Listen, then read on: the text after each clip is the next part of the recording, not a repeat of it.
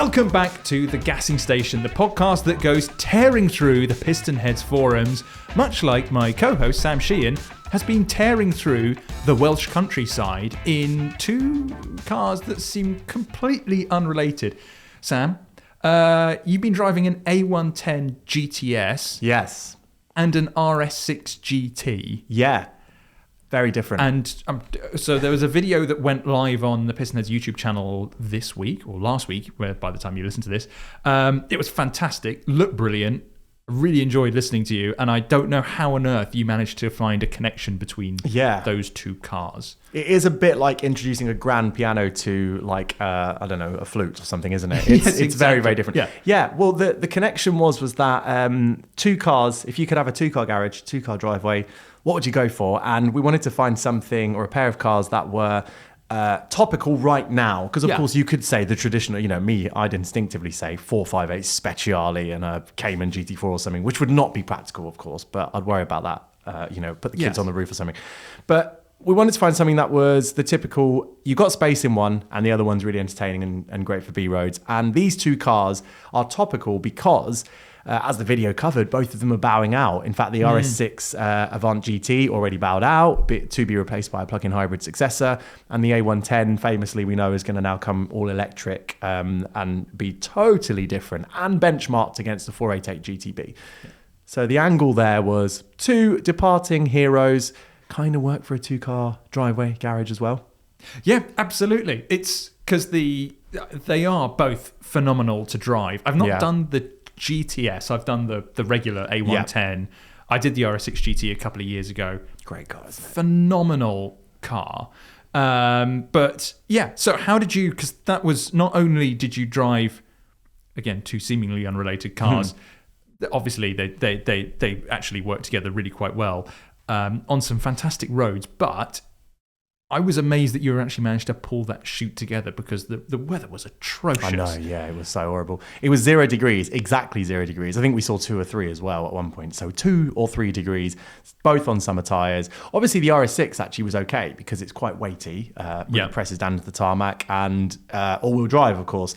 The Alpine was a little bit more skittish, and I love those Alpines. And like you said, the GTS is different. It's my favourite one of the bunch. I've driven the R, I've driven obviously the normal car. A lot of people say the normal car is the best one for the UK because it's a bit more, bit softer. But I actually think the GTS is fine. I think it's a bit firmer, but it's nowhere near uncomfortable. So for me, it's ideal. It's the perfect car from that range.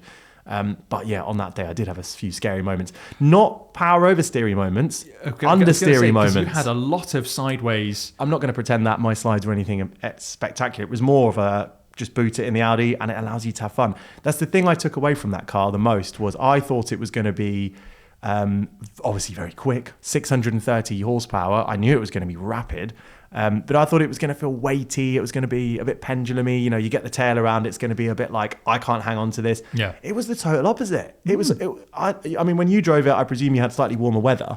Do you know, funny enough, it was warmish and then absolute torrential downpour. Yeah. Perfect weather for the car. It was November 24, I think I drove it.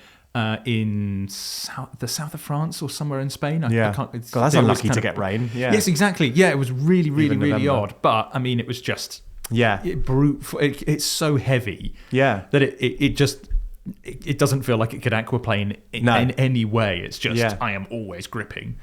Gripping, but also it has that wonderful thing, and I think it's because of the coilovers and the geometry. It's got a bit of negative camber. The engine in these Audis, even these modern ones, are still right over the nose. So you think it'd feel really sort of like lethargic on the nose and a bit heavy, but actually, I guess it's all geometry and those coilovers. The way they've made it, it just feels so on the nose in a good way, as in it's really pointy. So even if you're a bit sideways or you're turning into a corner, you always feel like your inputs to the steering are having an impact to the direction of travel or the correction you make. Some cars, especially bigger and heavier cars, you can put some corrective lock in and there's a little bit of like, it gets lost a little bit in all the weight, I guess. But in this, it's not. It's got that kind of reactivity of a much lighter car, but then the bolted down security of a heavy, sensible, safe Audi. So it was what a machine. I honestly came into that car thinking I'll be impressed technically, but I won't emotionally connect with it. And I really emotionally connected with it. Which is saying something for an Audi, because I had the same thing. That was the first Audi I drove where I was like, this drives fantastically. because they're always a little bit disconnected, always a little bit safe. They're engineered like they've always been engineered like that. And so, to come out of that going, this drives fantastically. And then to see what they've also done with the new RS3 Competition Limited, which is horrifically expensive, but it's going to, almost guarantee it's going to drive brilliantly. Yeah. Exactly. It was 180 grand. 180 grand, yeah. Yeah, so. And that was 90, wasn't it? The special edition? At least. RS3, I know it was at least 90. Yeah. Many monies. Something a little more affordable, though. So, yes, if you want to go and watch that, go onto our YouTube channel, go watch it. It's nice that we're kind of doing these videos again. Good to see Sam Sheehan on camera.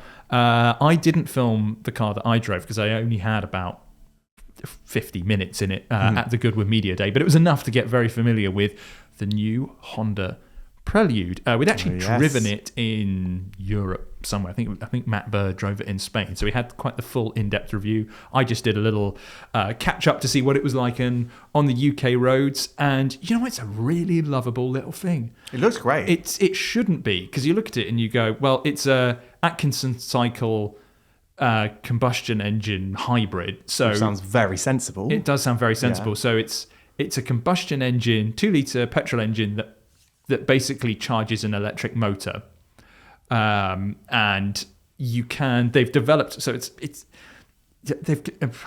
hard to know where to start with it because it's such a multifaceted car. Yeah. But essentially it's a sporty-ish coupe with a hybrid setup. You don't really find many coupes on sale anymore anyway, because legislation's killed off so many of them. And everyone wants rear doors, don't they? So there's this constant, like the minuscule hidden door handles on the back door. So Honda's gone about it in a very Honda-y way of giving you an affordable-ish, sporty-ish coupe. So it's about 40 grand.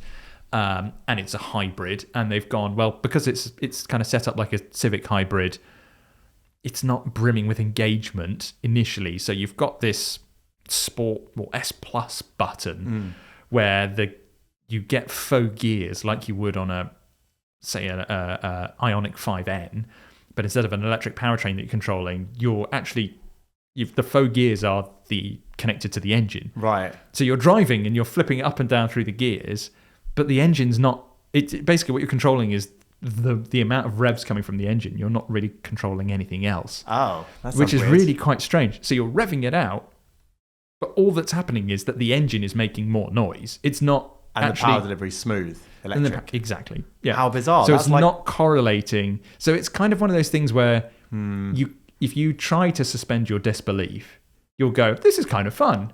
But after a while you go, I'm not actually controlling. I can feel that, there's even a little, you even get a little like torque shove between the two.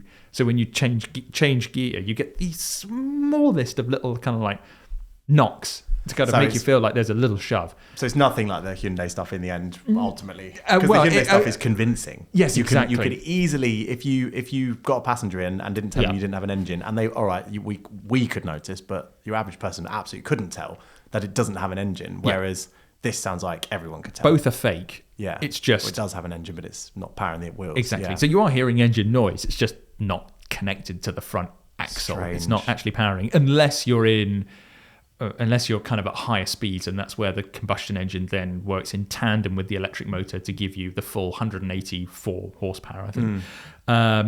So that was probably the weakest aspect, because it's not especially quick either. It's the official figure is 0 to 62 in north of 8 seconds. I think realistically, if you can get it below that. I think I've seen some reviewers get in the 7, in the 7 seconds, but still not hugely quick. However, it's got some hardware from the Civic Type R. So brakes are from the Civic Type R, suspension's from the Civic Type R.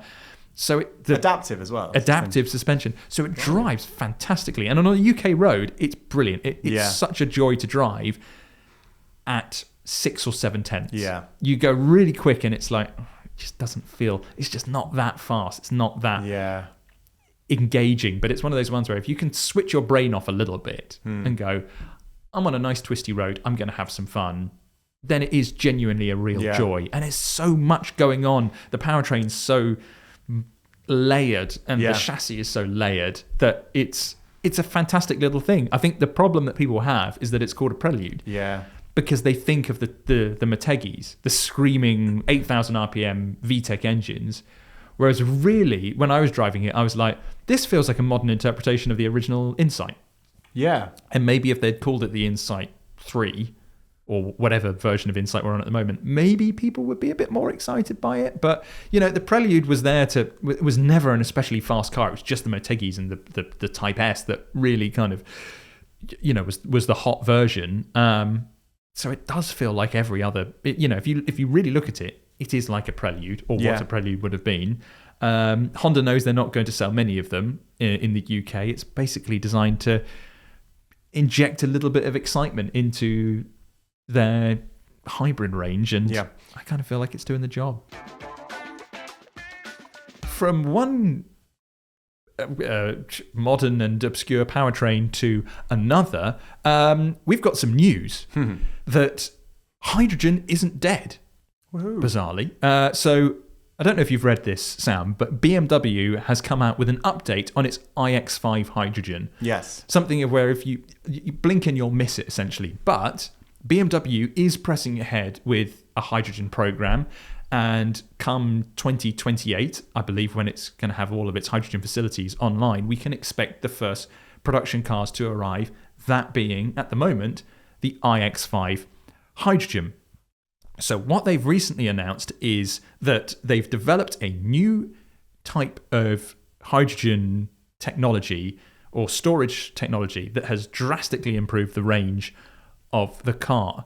But when you look at it versus what high-tech stuff that we see in the electric car world, it really looks quite basic. That's it. Because, the story is essentially that if you have a hydrogen car, this being a hydrogen fuel cell, obviously you need to store the hydrogen somewhere.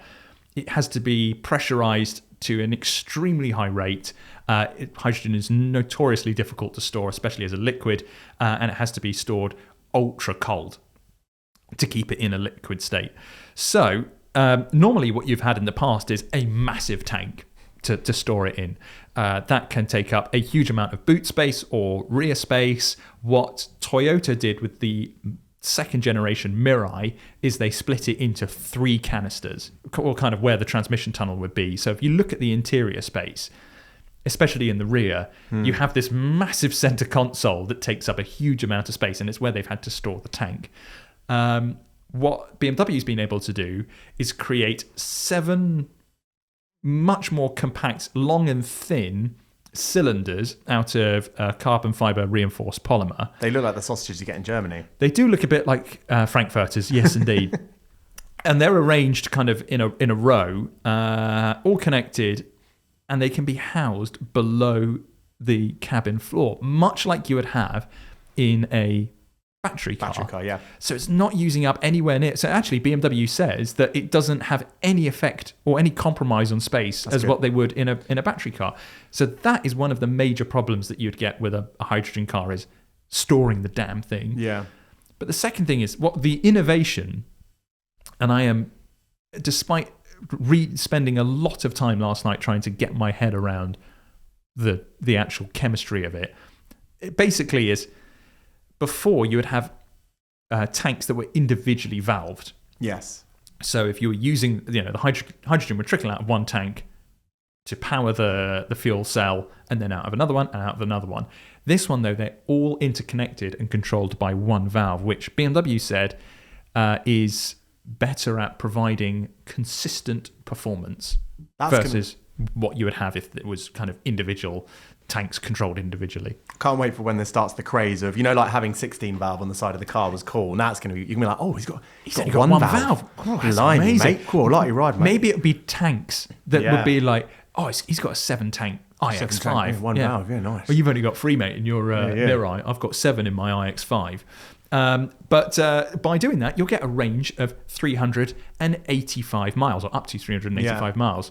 Which, coming to think of it, is actually a little bit rubbish, because you've got EVs these days that can do well north of iX3s. 400, iX3. 500. 500 miles? Claimed. My real world during my test was 420-ish. That's still a huge amount. It's still good. Yeah. And that was real world. That was like actually driving it normally. Isn't it crazy how far this technology or electric technology Charges has come, as well, yeah. and which we'll get onto in a little bit. But you'll look at it and you'll go, well, that's all well and good, but an EV will do well more. The infrastructure's there, and what's the point? Well, charging essentially, or filling. So if you can find a filling station, and apparently there's around 16 in the UK. Oh wow! So you might have to drive 385 miles just to get to the filling station, but you'll be able to fill up in around 5 minutes. Yeah, which is considerably faster than what you would do in an electric car. It is right now, but we are on the brink. I'll touch on it in a bit of that being very possible with electric cars, especially in Germany. In 5 minutes. They've got 1,000 kilometers. I went on the AMG GT drive, AMG GT XX drive last year, and they were charging that electric concept up with 1,000 kilowatt chargers, and it was taking like 3 minutes. But that's, firstly, it's prototype stuff, and secondly, they're only being rolled out in Germany. Right. But Mercedes is planning on rolling them out in the UK. This is all near future stuff. So presently, 5 minutes is way quicker. But the interesting thing is, not to jump ahead on this, but electric car technology has moved at such a rate, especially in the last 5 years, that it almost means hydrogen really has to, to compete now is really going to be difficult, because you're going to look at the price, you're going to look at the accessibility to a fuel station, and the charge times 10 years ago, you're like, 5 minutes, amazing, night and day. I'll take a hydrogen car, please. Even if I have to travel 20 minutes to fill up, it's considerably faster than the hour I need to plug in my electric car. But now EVs are charging rapidly, genuinely. Yes. Well, obviously, the rapid charge. And even, I still don't really mind the 20-minute break to get a coffee while it's charging up. But I think the tricky thing will be that, before it was a case of, yes, obviously the time of charging up, the hydrogen car benefits from filling up much faster.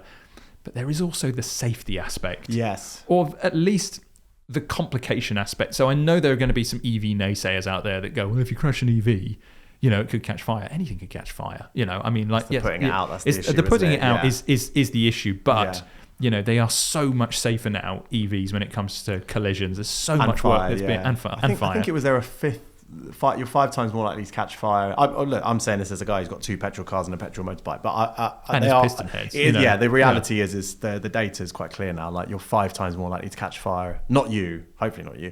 The car is more likely to catch fire if it's petrol or diesel. I think by a factor of 5. Of course, versus EVs. Yeah, remember the Ford Pinto? Was it during the 70s? There was a crisis of where that in the boot. Anyone who yes, let's put the fuel tank in the boot, and then everybody who crashed into one just all of a sudden, burned, explosions. So the thing is, that's the thing with technology; it moves forwards. So electric cars are a heck of a lot safer than what they were. There is a concern with hydrogen, is that obviously you've got an immensely high pressure tank, with an exceptionally high combustion, explosive element that if you did have danger. I was going to say high explosives, but it's high voltage, isn't it? Nice Electric 6 reference there. Love that. But I think you mentioned this off air, is that let's say everything went hydrogen, and it was the way it is now, and you'd had a lorry that collides with another lorry, and the explosion could be catastrophic. However, BMW says that with its new with its new setup, not only does it have a metal frame to contain everything in, but the rigidity and the safety of their cars now, the iX5 in particular, is so good that it is already considerably safer than what any other hydrogen car would be before. So that's the thing you've got to bear in mind with this sort of stuff. If the people that are persevering with it are making advancements with it, and that's going to be the case with, we talk about infrastructure a lot. We've been mentioning sustainable fuels on the pod recently. You're still running it in your... I'm sure you've probably gone through your tank now, have you not? I'm back into the old dinosaur juice now. Absolutely. I have fond memories of my Sustain. You don't have the floral smell from your exhaust pipe anymore. No more floral smell and no more magical extra torque. Yeah, what a shame. Yeah, well. But, the problem with that everybody says with sustainable fuel is, the infrastructure and blah, blah, blah, blah. It's because it's still very much in its infancy. Yeah. And the more effort that goes into it, the big driver this year is Formula One. And if the Formula One teams, or more importantly, fuel suppliers, are developing it, then there are going to be advancements. Costs especially. Because you've seen it in the EV world. Do you remember when EVs were starting to become a thing? And it's like, you've got to charge them up at home. Yeah, they were a bit of a on a laughing, 3-pin plug, which was yeah. just ridiculous. Yeah. And then if you did go out and you find, I remember when fast chargers were like 50 kilowatts. Yeah. And, now they are so unbelievably quick, and they're everywhere. There are issues. I just want to just to put balance in. I've had issues. We've spoken about this before. I ran a Tesla as a company car a few years ago, and that was great because the Tesla charging network, for all of the brand's faults, thanks to a certain person at the top, the charging network is fantastic. And over 4 years of running a car, I had 0 issues with charging, to the extent that in this job I drink a lot of coffee and I'm on the road a lot, so I almost always nearly pee myself when I get to a service station because I'm like, oh my God, I'm so desperate. That's a lovely image for people honestly, to hear on a Tuesday 3 morning. times a week, you'll see me sprinting at a service station to the thing because I've just timed it to that close. But sometimes, I still have it in my mind where I'm like, I still want to get, when I'm running electric cars, I still want to plug them in. But while I don't want to have to go run in P and run back and plug it in. And then, so you'd catch me with the Tesla at the very least, just jumping out, plug in, run away. I wouldn't even lock the car because it auto locks as you walk away. Yeah. Beautifully efficient. I'd just about keep my trousers dry and then everything would go well. Whereas I've had it in electric cars since where I've had to abandon trying to get the thing to charge because the screen's not working or the plugs are just annoying. And I've had to run in, save myself, and then get back to the car and do the charging. Because they're not in a filling, or not always in a filling station, there's no one monitoring them. No one monitoring them. So, we've got some chargers near us, and one of them's been out of action for a year.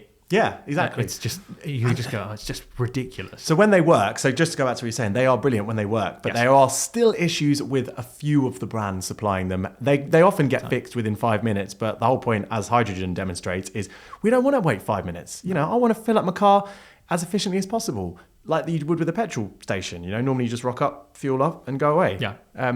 So that's where this could really move things, couldn't it? It's the consistency and the making it like a petrol experience. 100%. If that's a good way of putting it. If you can make it like a petrol experience, then that would be great. Obviously, it's going to require a huge amount of investment in the infrastructure, of which I don't know how many brands, be it car manufacturers or fuel suppliers, that really give a damn.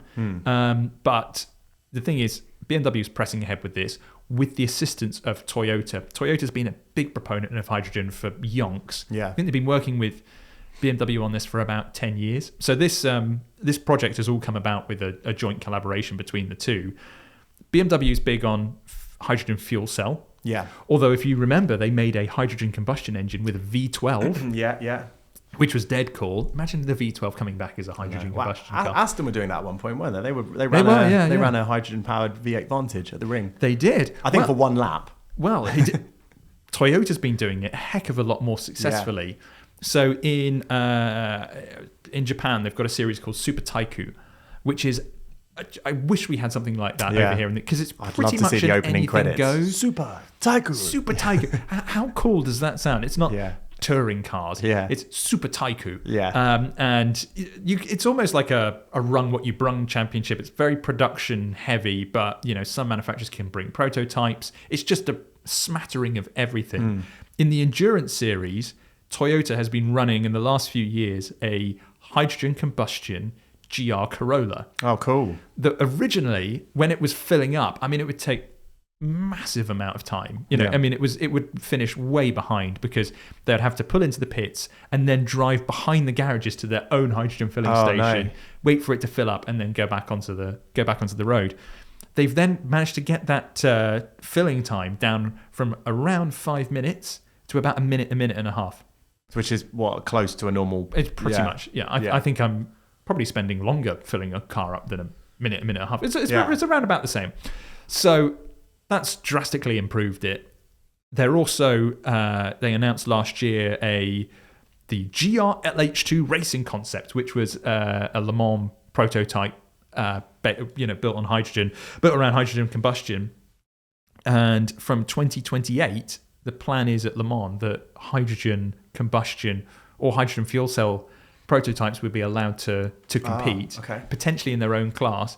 Other than Toyota, I've not seen anybody sign up to this. So whether it will go ahead or not, I don't know. But as we've spoken about before, motorsport is such a great way of developing and accelerating technologies. And so if this does genuinely happen, you'll go, maybe there is a little bit of momentum behind this. Maybe there is some movement. If it can be to their advantage, because think back to when Audi switched to diesel and then at Le Mans, and it actually became advantageous because they weren't pitting as much. And then the result was we had all these. Firstly, it was great marketing because it made diesel suddenly sound like a performance fuel as well as a normal fuel. But it also proved that it was the better option from unless I'm very much mistaken, I'm pretty sure they were going longer through the stints because they didn't have to fuel up as much. Right? Yeah. And they were actually faster because they were diesel. And that's why you saw a lot of people switch to diesel. If the same can be true here, I don't know if it is even possible, if this could ever be in a performance sense, but if they did manage to do that, then surely you'd see other brands follow. Well, Toyota likes to make a big announcement at Le Mans pretty much every year. I wonder if this year we'll see some sort of demonstration or at least an update of where they're going with that, because it would be... I love this idea of Le Mans being almost like the what was the motor race that essentially cemented petrol as the fuel of choice. Paris to it wasn't Peking to Paris. It was of that era. Yeah, exactly. Big old long journey, and it had all sorts of different. I feel like a terrible car enthusiast for not remembering the name. It was of the like race. acid batteries and stuff, wasn't it? Oh, yeah, everything. It was everything. Yeah. Battery power, steam, petrol or petroleum, and I would love it if Le Mans came a bit like this, where it's like EV is obviously are everywhere now. Petrol's still a thing. Imagine if you had. I can't see anybody wanting to do diesel again, but imagine a diesel Le Mans car, and then you got hydrogen, and it's kind of everyone's fighting it out to see who's the best. I think that would be really cool. I mean, I always thought this to some extent with Formula One. Like, I think we've spoken about this. Just have like a budget and maybe some parameter limits, but otherwise just let them innovate. Yeah, exactly. Yeah, let them cook, as they say. Imagine if they went, right, no rules, what are you going to come out with? And they all come out with 3.5 litre V10 screaming to 20,000 RPM. I mean, you go. I'm not going to complain about that. Well, let's go and shove those into some road cars. So it's not just Toyota and BMW that are focusing on hydrogen. Alpine has also shown an interest. Sounds like a lovely breakfast drink. Alpenglow. I follow up my cereal with Alpenglow every morning. Exactly, with a good bit of hydrogen. Yeah. And it actually works. So I think it was a year or two ago, they took the Alpenglow concept to Spa, drove it around, looked pretty cool, sounded really throaty and mean. They then showed it at Le Mans. I saw it at the Festival of Speed last year.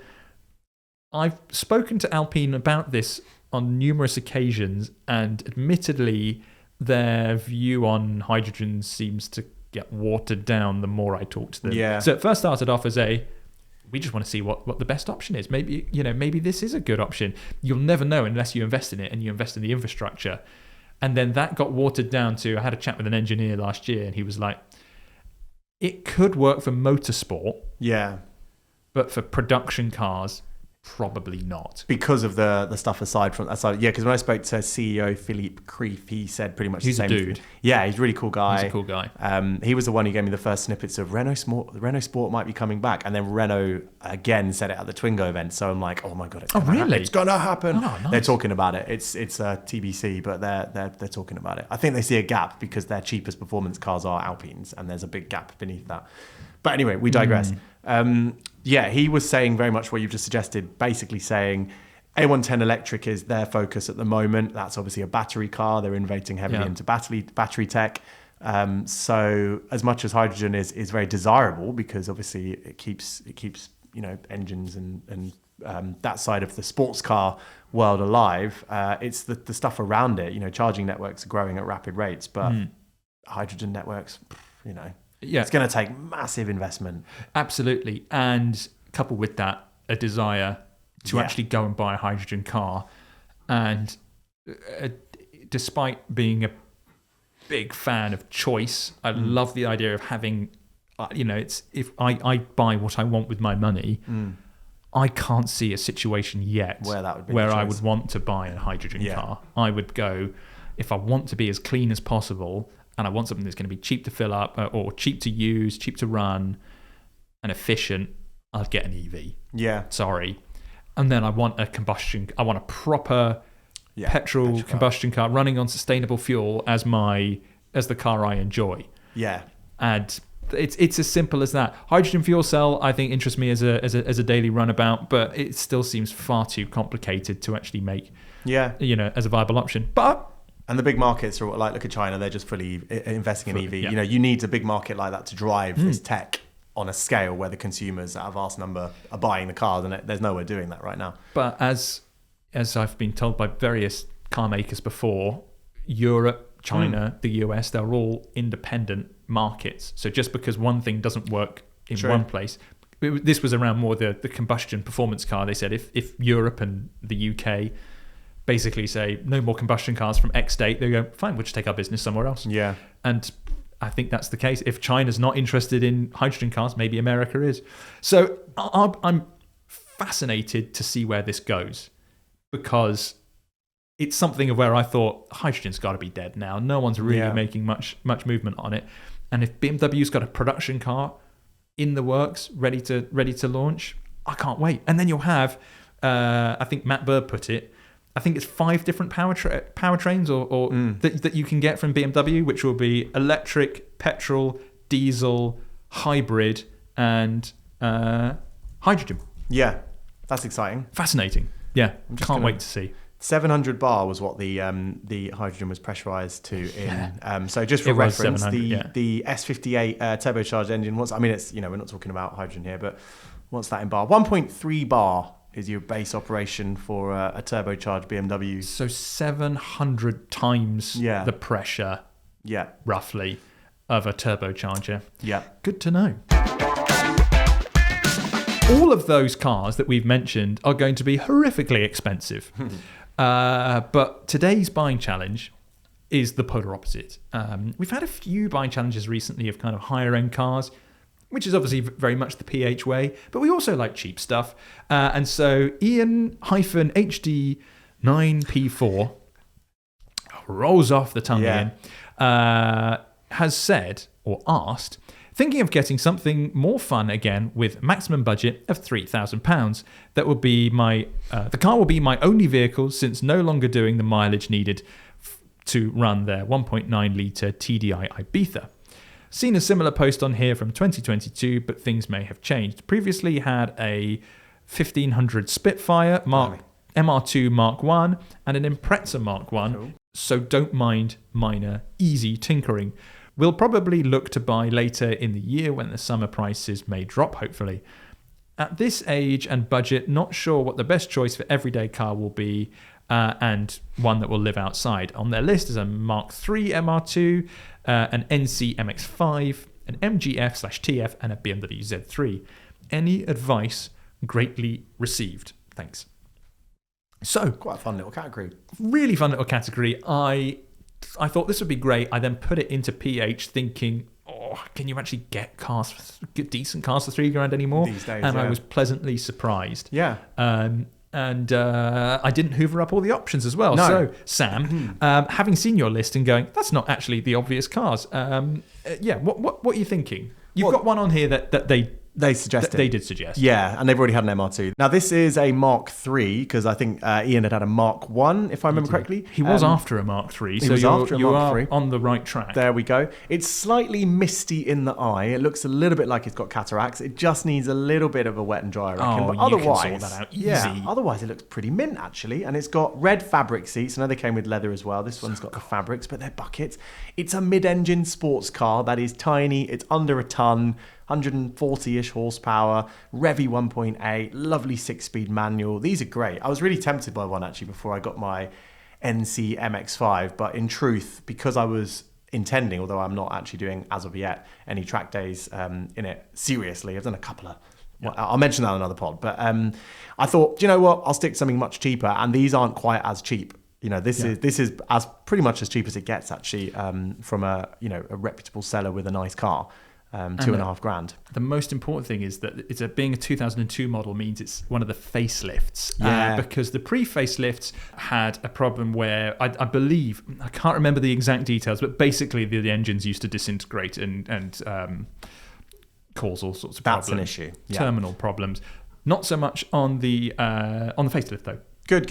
Well, so reliable motoring, 102,000 miles. Yeah. The quote is loads of money spent over the years, been well maintained, full service history. Full service history on a car that age is very, very good. Really good. So that bodes exceptionally well for out of the box fun. Talking about out of the box fun, a car, a a colleague of ours, Matt Bird. Mr. Matt Bird, would definitely approve of. It's a 2001 BMW 325 Ti. Now, I love these. I know Matt loves these, having had one. Has he still got it, actually? He does. He does still have it, yeah. And it's got even more miles than this one. Has it? Yes. This one's got 121,000. I think his is similar to my Fiesta of being in the 140s. Good, well-used cars. Strong. Yeah. I think they're great. I mean, look, this is the E46 facelift, so it's got the bug eyes, slightly controversial face. It's not the best looking car with this face, but to drive, they're really, really good. I mean, I actually drove one, funnily enough, on ice on a tyre launch about 8 years ago. And they were trying to demonstrate this new... I don't know why they had an old 325, but anyway, they had one just for us to bomb around on ice, and it was really good. Such beautiful balance, easily manageable power, 190 horsepower, and also, just sort of rotates around you in the middle. So as a sports car feeling, coupe, it's really good. Great handling car, rides nicely. Yeah, basically the 235/135i before they even existed. Yeah. I love how there was such a short period of time of where the compact existed, because it was this and the Mercedes CLK compact as well that I can't remember what they won an award for the worst design rear end. I remember it was quite shocking. Both of those cars were on my shopping list for a first car. Just not the 325. It would have been the 316 or 318 or whatever. But they did a TI of that, didn't they? If I'm not mistaken. So you still got, because the TI, I forgot to mention, actually gets a few driver focused additions, doesn't it? There's tweaks to the suspension and stuff.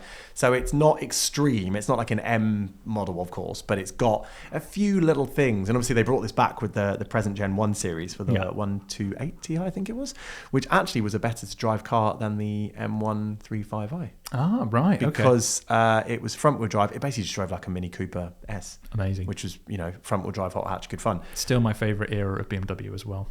They're so good. This era, yeah, definitely, yeah. I saw one in my next car, by the way. I saw one of these on the road the other day, and I was like, I forgot about these. I got cut up by one of these the other day. Oh dear. Yeah. Right, yeah. Well, I mean, I'm not surprised, because the guy I saw driving this one did look a little bit like he'd cut people up. Mm-hmm. But he was at the time parked and vaping and looking at his phone, which kind of fits the bill. Anyway, RCZ, Peugeot, but it's the THP GT. So I'm reading that off the list here. I sound like I'm reading a robotic, like a TV thing, but it's the one with the punchier engine. It's 160 horsepower, turbocharged, same motor I think they put in the DS3 Performance as well. Yes. So I know that engine well from that car. Yeah. And the gearbox as well, the manual. Is it a 6-speed in that? I remember it being a 6-speed. It should be a 6-speed. Yeah, it should be a 6-speed. Yeah. So that was actually a punchy motor, decent chassis actually. They're not. That's the thing about these. I mean, there's a lot of car, 53,000 miles and 2,490. Yeah. That's a lot of car for the money. They look, and remember when these came out, they were properly cool little things, because they had double bubble roof that was glass, if I'm correct in saying that. So it looked fantastic, almost Zagato-ish. Yeah. It's just that they were front wheel drive. Peugeots. I would love it if they had done, if you go on Gran Turismo, they made various racing and rally versions of the RCZ, and it's like, what could have been? Yeah. So cool. Imagine if they had run that in the WRC. I know, it would have been amazing. Really cool. An all-wheel drive homologation special version. Yeah, that would have been really cool. Better than a bloody, was it a 308cc or whatever they ran? What did they run? It was 306. 306 Up in the arse of wasn't Timo. it? Yeah. But I mean, they wanted this to be the TT rival. It never quite achieved that in terms of numbers. I mean, it was a pretty big seller at the time. It did sell quite well at some point. It was like the Scirocco, wasn't it? They sort of had their moments. Absolutely. And then they kind of faded away quite quick. When I see one out and about and I'm not getting cut up by them, I do think that's a really pretty looking car. Yeah. Super stylish, $2,500. That is a really good shout, to be honest. Yeah. We haven't had an RCZ yet, I don't think. No, we haven't. And my memories of that motor, I did, when I ran the DS with that motor, it did have a few electrical faults, but that was unrelated to the engine. It was just being a DS, an older DS. But once they were sorted, it was a really great motor. It was really punchy. It felt quick, and it had enough torque that it was usable, but it still had that surge of turbocharged impact that it made it quite exciting. Yeah. It was old school and new school at the same time in that regard. I love that. Speaking of old school. Oh, yeah. My first pick. Yeah, this is. I think there's I'm going to staircase it in from worst to best. This is actually the most expensive one. And I think if engagement's not high, which judging by the list, it is of quite a big importance, which probably kind of, strikes this one off. But it's a smart little sports car. It's a 2005 Mercedes SLK 200 compressor. 165 horsepower, 1.8 litre engine. It's not going to... it's a manual, and I think I've slagged off Mercedes manuals on here before. So they're not the best. However, for 3,249, so just slightly above budget, you're getting 63,000 miles, a relatively low mile Mercedes sports roadster with a decent amount of punch and much more luxury than what you'll get on an MX-5, and definitely a heck of a lot more than what you'll get in an MR2. So if you fancy something a little bit more, I mean, they did say, Ian, whatever, that they'll be using it as a daily. Yeah. This is going to be far more palatable as a daily driver versus a Mark III MR2. And if you squint and you've got mild concussion, it looks like a McLaren Mercedes SLR. It does. That was the thing when it came out. Yeah. People were like, it's like a baby SLR. Yeah. In the only way being that it had a bit of a nose. But it does. I can see that. If I was, drunk and walking home, I'd be like, SLR. And then obviously... A lot of people are very unkind about the 55 AMG version of this. Really? Because I think they were really cool. They're an animal. Maybe it's the generation that we grew up in. But there's a friend of the pod has an SLK 55, and she loves it. I talked to her, it's her absolute pride and joy. Short wheelbase, super powerful V8. Exactly. It's a recipe for disaster, which is why it's so cool. And this will be far less disastrous because it has considerably less power. Yeah. So the budget SLR of the option, if you remove your glasses and squint and maybe rub a bit of Vaseline on your eyes. The second one on my list is a car that is, again, a little bit over budget, but is again, one of the more modern, more refined cars. 2012 Mini John Cooper Works Coupe. I have a soft spot for these. Do you? Ashamed to say it. Ashamed. Because but I really like them.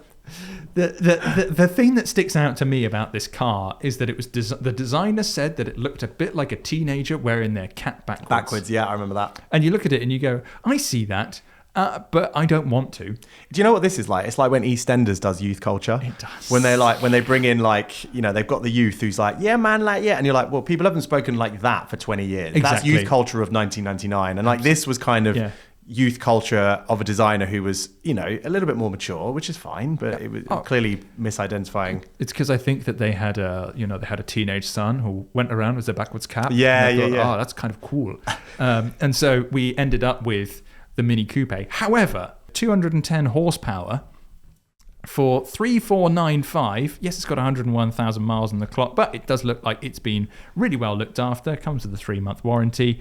It's good tires, chucked full of good JCW bits on the listing. It's that kind of whitey cream with black stripes. It's a really smart looking thing, if you don't mind the look of a coupe that's wearing its hat backwards. The snapback appearance, yeah. I don't know why I don't dislike them. I think these pictures actually don't. They look worse in pictures because they look a bit ungainly and a bit weirdly shaped. Don't they? In the metal, better.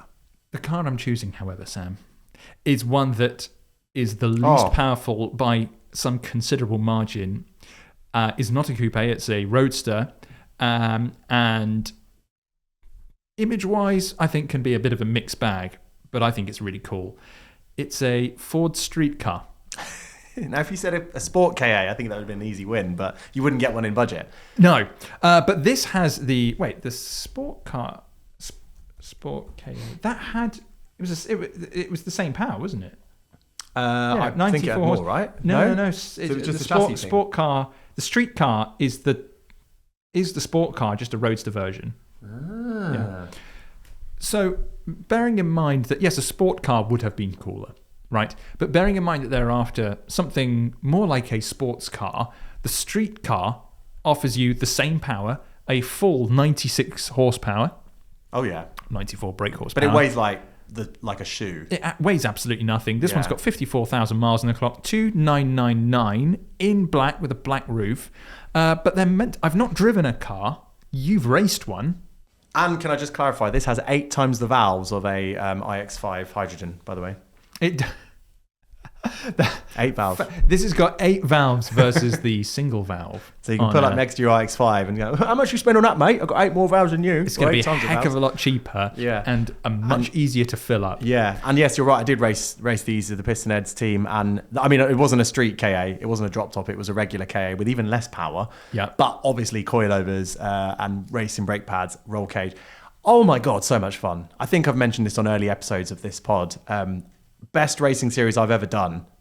Oh, I'm so gutted I missed out on it. Steering feel. They're hydraulically assisted steering feel because it's based on the Mark III Fiesta, this platform, isn't it? That's what I was going to say. So that's actually a really good chassis. They're meant to drive brilliantly, as I've heard. Yeah. So I think really of the cars that I've chosen on here, this might be the one that you would have the most fun in. You definitely have more fun than the SLK. I mean, it's a drop top KA. It's going to get some heads turning. I think it looks really cool. So I'm going to put that forward. I'm going to go bold and I'm going to say StreetKa.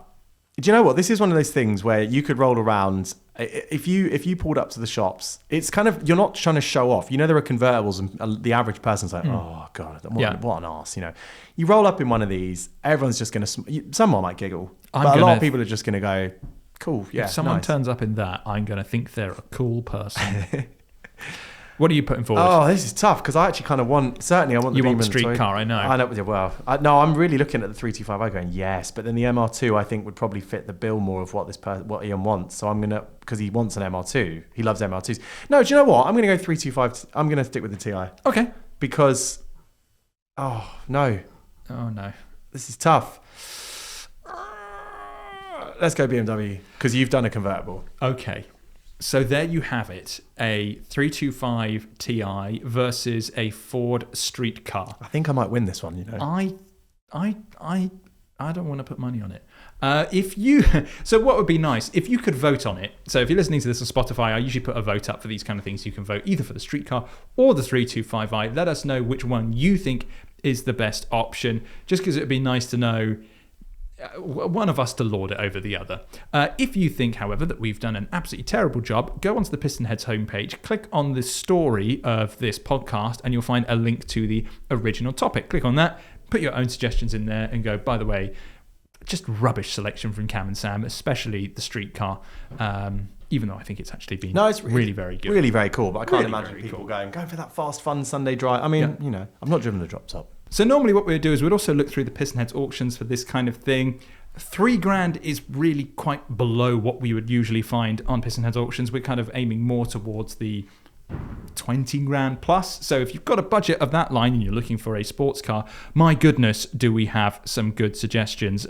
Some of the ones that have recently sold, we've had an absolutely stunning Mercedes-Benz 500 SL sell for, I mean, it was 28,544, quite above budget, but that's nice. You're getting it. I saw one of these in Petworth the other day, and the setting was absolutely perfect. Also had a ZEB4M Coupe that 43,000 miles. It's got the CSL wheels on it as well. Pretty car. 22,244. So if you've got a bit more budget, head to PistonHeads auctions, because we've always got some really fantastic sports cars for you to bid on. Before we press on as well, go and get your tickets for PistonHeads on the beach. We're taking over Brighton Seafront in May, towards the end of May. Go get your tickets. We'd love to see you there. It's going to be one of the coolest Sunday services we've ever done. So if you go to pistonheads.com, hit events, and you'll find a way of getting your tickets just there. I want to go to that. You've got to come. I want to go to that on the beach. Absolutely. Yeah, Brighton Beach. Or taking over the front. I'll be there, probably not in the Fiesta because its suspension is still knackered. Don't take it anywhere near the sea. There's too much salt in the air. Oh yeah, and it's got rust problems as well. I'll just get the BMW Rusty instead. To finish things off, we're going with White Goodman's topic. What's the most disappointing car to drive? And they've listed first-gen Mercedes A-Class, W168, the 1.2 Fiat 500 that their wife actually owned at one point, and the original Range Rover Evoque. They've gone into quite a lot of detail on that, but we will be here all day if I were to read out each one individually. But everyone's chipping in their cars. I think the important thing to differentiate here is rubbish cars versus disappointing cars. So some people have come in and said, oh, this is a rubbish car, blah, blah, blah. Yeah, of course it's rubbish. They were famously rubbish. It's getting in a car and going, this should have been quite good, but is actually quite terrible. So with that in mind, HJG has said the first generation Porsche Boxster, the 986, it had done some miles, but it didn't impress me in any way whatsoever. I've not driven a OG 986, but my brother had one for a very short period of time, and the noise it made was absolutely sublime for the amount of money that he spent on it.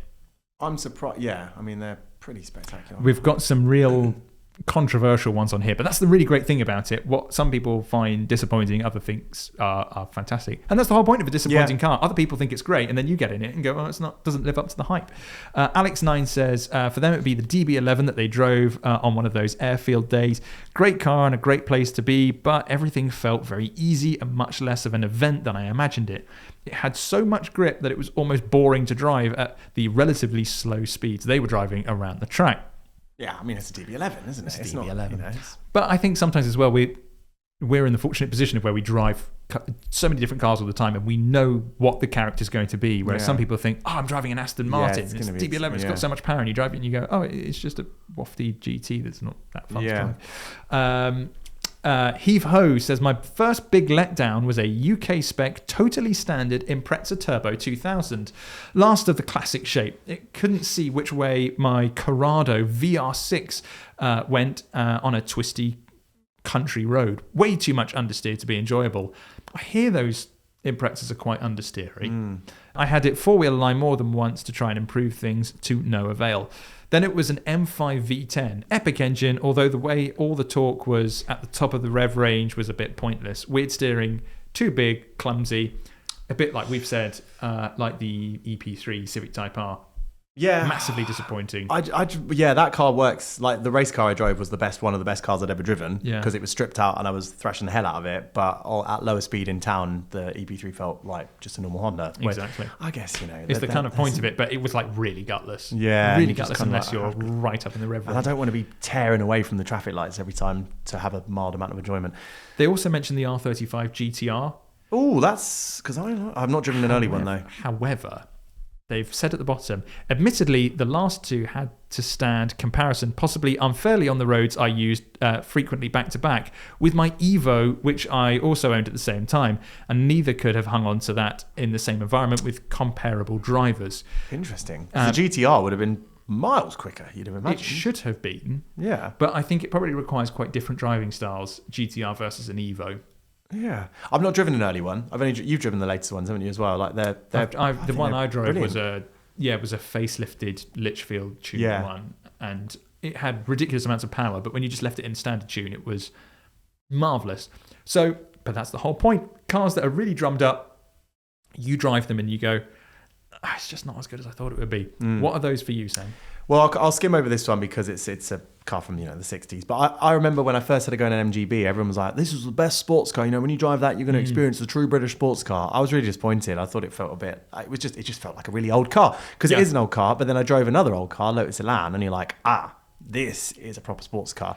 You can see why that's the one that was the blueprint for a lot of cars since. Oh yeah. So that was great. The one that a more recent experience, as in more recent production car, actually not experience, I think it was about the same time, was a Mitsubishi 3000 GT. I got into it having played Gran Turismo thinking this is going to be really powerful and it's going to be really exciting, and much like the chap who drove the DB11, I kind of got in this and thought, oh, actually this is more of a car I would probably just cruise around in. Just looks cool, love the interior, but it didn't have that excitement factor that I thought, and that the design and the fact that this one was in red really lent me to believe.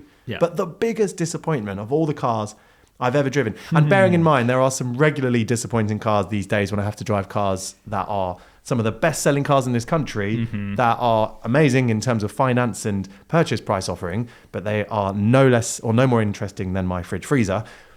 But a car that I thought was going to be the most exciting car ever, because I loved the V6 manual version, for all, not a perfect car, but I thought, this is really fun. And then the brand in question said, wait till you drive the 4-cylinder because it's lighter over the, it's lighter on the rear because of the engine being lighter, more torque, same on-paper performance, but in reality is actually a faster overall car.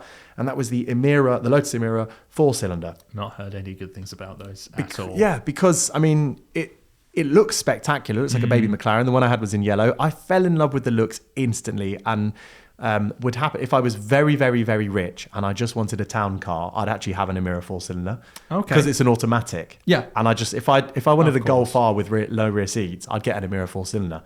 Buyer's advice there. But as a sports car, chassis brilliant, steering feel brilliant, engine and gearbox are good in Mercedes cars. Felt really mismatched in this. Like the tuning was different and wrong and didn't feel finished.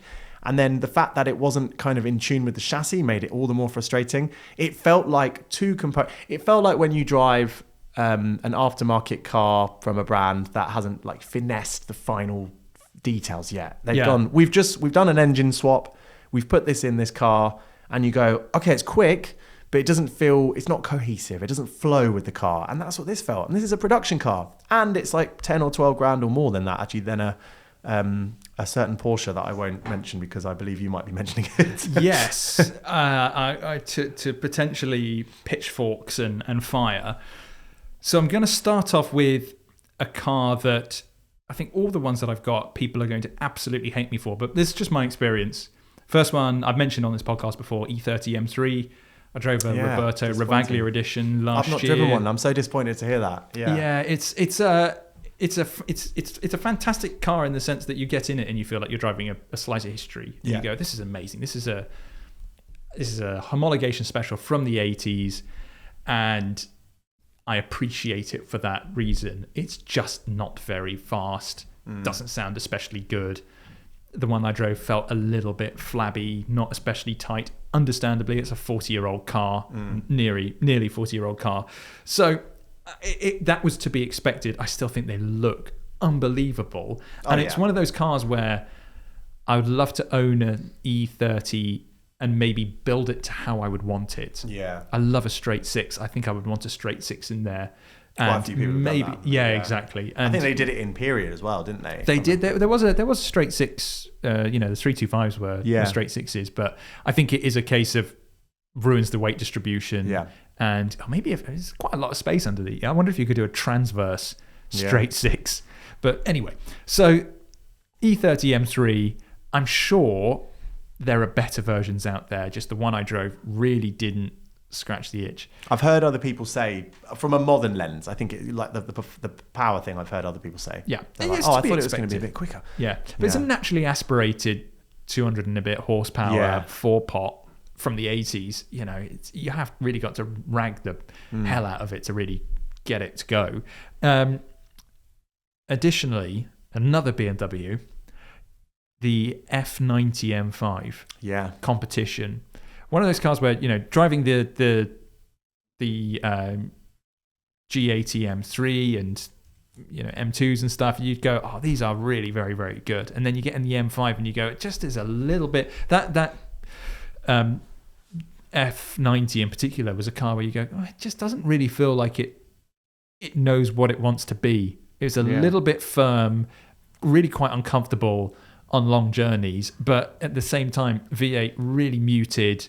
And so it was like, well, I feel like an M550 would be better in pretty much every single way versus this. And then at the polar opposite end of the spectrum was the M5 CS, which of the same era of where they just fixed everything, and it was unbelievable. It handled better, obviously, but the important thing is it rode considerably better. The ride of those, or at least when the one that I drove was really not very good. And the CS absolutely nailed it. So much better riding. Better quality damping. But the one I'm gonna get so much hate for this. I'm shocked. Thank God I'm sitting down. I didn't fall in love with the GTS 4 litre Boxster when I first drove it. Sam's got his head in his hands. Now there's a difference between thinking something's not very good, and just not gelling with it. Yeah. For me, it was a case of I thought it was pretty much perfect. The steering was great, engine fantastic, chassis unbelievable. Everything was really good. It just didn't have the spark. I didn't get into it.